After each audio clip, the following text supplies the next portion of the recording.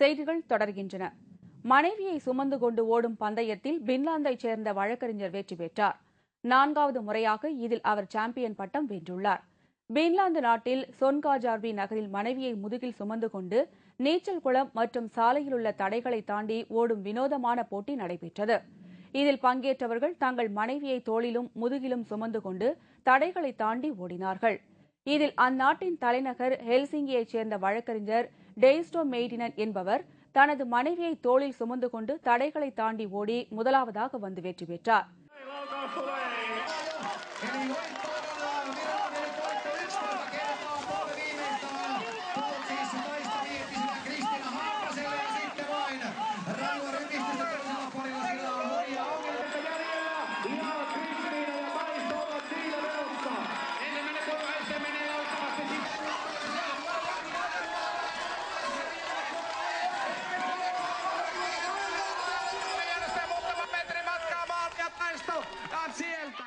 அவர் தொடர்ந்து 4வது முறையாக மனைவியை முதுகில் சுமந்து 100 மீட்டர் தூரம் ஓடும் போட்டியில் சாம்பியன் பட்டம் வென்றுள்ளார்.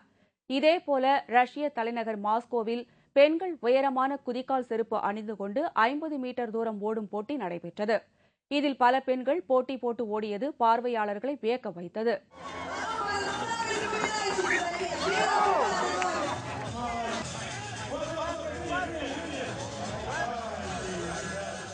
இந்த பந்தயத்தில் கலந்து கொண்ட பெண்கள் சிலர் பாதி வழியிலேயே கீழே விழுந்ததால் தொடர்ந்து ஓட முடியவில்லை. இதில் முதல் பரிசு பெற்ற பெண்ணுக்கு 1,00,000 ரஷ்ய ரூபிள்ஸ் பணமும் சான்றிதழும் வழங்கப்பட்டது.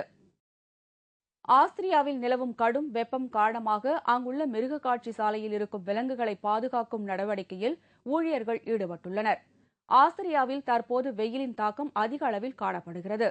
அங்குள்ள மக்களை வெகுவாக பாதித்த வெயில் மிருக காட்சி சாலையில் உள்ள விலங்குகளையும் தாக்குவதை தடுப்பதற்கான நடவடிக்கைகளில் ஊழியர்கள் ஈடுபட்டுள்ளனர்.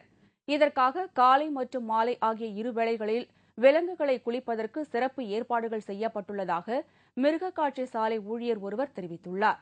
தற்போது நிலவும் கடுமையான வெயிலால் சுற்றுலா பயணிகளின் வருகையும் வெகுவாக குறைந்துள்ளதாக வியாபாரிகள் கவலை தெரிவித்துள்ளனர். வரும் வாரங்களில் வெயிலின் தாக்கம் குறையும் என்று அந்நாட்டு மக்கள் நம்பிக்கை தெரிவித்துள்ளனர். லிபியா நாட்டில் 60 ஆண்டுகளுக்கு பிறகு தேர்தல் நடத்தப்பட்டு முடிவுகள் வெளியானதை அடுத்து தலைநகர் டிரிபோலியில் மக்கள் விழா கொண்டாடினார்கள். லிபியாவில் நடந்த உள்நாட்டுப் போரில் கடாபியின் சர்வாதிகார ஆட்சி ஒழிக்கப்பட்டு அங்கு 60 ஆண்டுகளுக்கு பிறகு பொதுத் தேர்தல் நடைபெற்றது. 200 தொகுதிகளுக்கு நடைபெற்ற இந்த தேர்தலின் முடிவுகள் வெளியாகி வருகிறது. இதனிடையே லிபியாவில் தேர்தல் வெற்றிகரமாக நடத்தி முடிக்கப்பட்டுள்ளதுடன் பிரதமர் தேர்தல் நடைபெறவிருப்பதை முன்னிட்டும் அடுத்த ஆண்டு நாடாளுமன்ற தேர்தலை நடைபெறவிருப்பதையொட்டியும் நேற்று அந்நாட்டு மக்கள் தலைநகர் டிரிபோலியில் திரண்டு விழா கொண்டாடினார்கள்.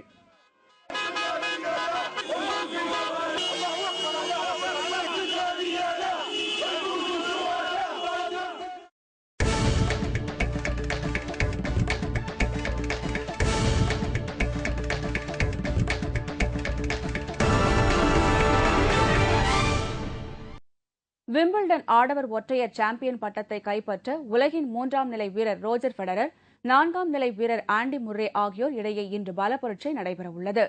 லண்டனில் நடைபெறவுள்ள இப்போட்டியில் வெற்றி பெறும் பட்சத்தில் 17வது முறையாக கிராண்ட்ஸ்லாம் பட்டம் வென்ற பெருமை ஃபெடரருக்கு கிடைக்கும்.